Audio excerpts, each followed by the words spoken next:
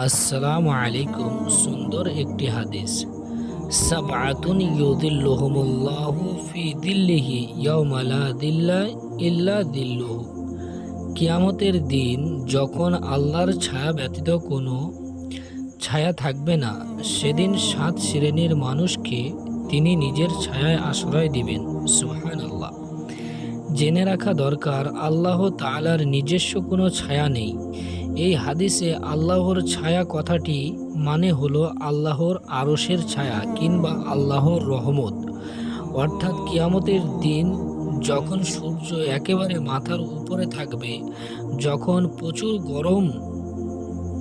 প্রচুর গরমের কারণে মানুষ সিদ্ধ হয়ে যাবে ও তাদের শরীর থেকে এত পরিমাণ ঘাম প্রবাহিত হবে যে কারো পা, কারোর হাঁটু, কারো বা কোমর, আবার কেউ গলা পর্যন্ত ঘামে ডুবে থাকবে। তখন 7 প্রকার মানুষকে আল্লাহ আরশের ছায়ায় জায়গা পাবে কিংবা তারা আল্লাহর রহমত পাবে, ফলে তারা হাসরের ময়দানের কষ্ট থেকে রক্ষা পাবে। সুবহান।